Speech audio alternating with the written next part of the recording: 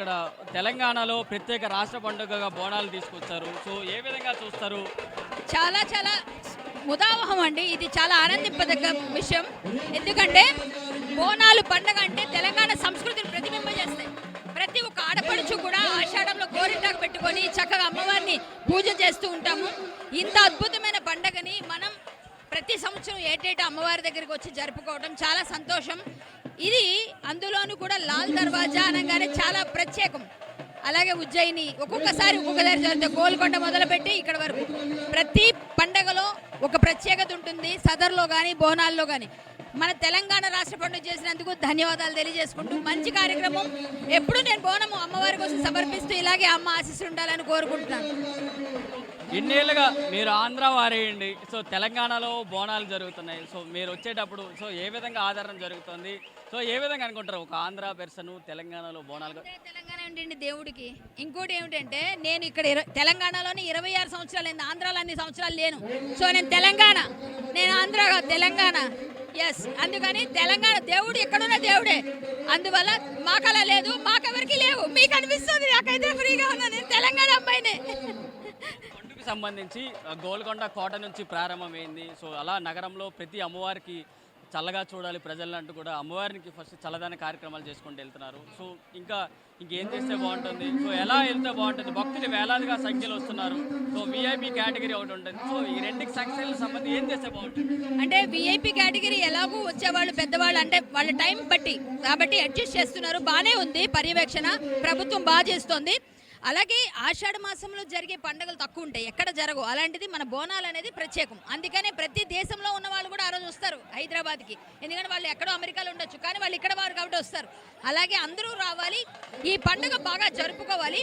ప్రత్యేకంగా ఆషాఢ మాసంలో ఆడపడుచులు ఇష్టపడే పండుగ. ఆడుతూ పాడుతూ అమ్మవారికి బోనం ఇవ్వడం అన్నది ఎంతో అదృష్టం ఉంటే కానీ కాదు. అందుకనే మేమందరం ఆనందంగా ఇస్తాము. ఎప్పుడు ప్రతి సంవత్సరం రావాలి. విఐపీలకు వచ్చేది ఇంపార్టెన్స్ ఇవ్వాలి, ఎందుకంటే వాళ్ళ టైము సమయాభావం వల్ల వచ్చి వెళ్ళాలి కాబట్టి.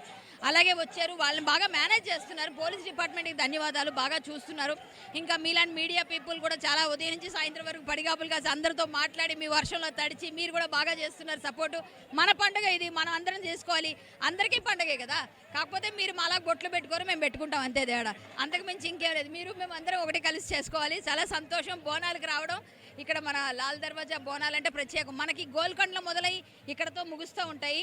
మొత్తం అన్ని ఎక్కడెక్కడ ఉన్నాయో మహంకాళి, ఇక్కడ మొత్తం అన్ని గుడుల్లో కూడా బాగా జరుగుతూ ఉంటాయి.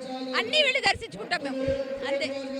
మీరు తెలంగాణ ప్రత్యేకతగా చెప్పాలంటే ఇంకేం చెప్తారు ఈ బోనాల పండుగకి సంబంధించి? తెలంగాణ ప్రత్యేకమైన ఆల్రెడీ అంటే నాకు తెలిసి నేను వచ్చి 26 సంవత్సరాలు అయింది.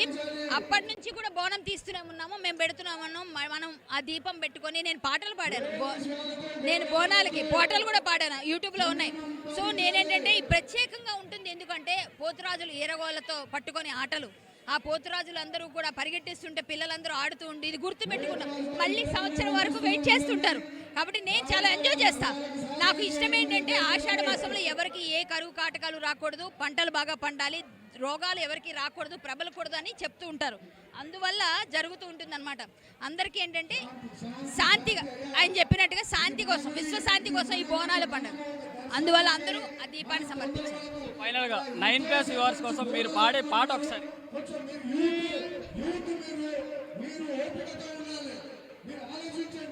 నేను పాడిన ఈ పాట బోనం పాట.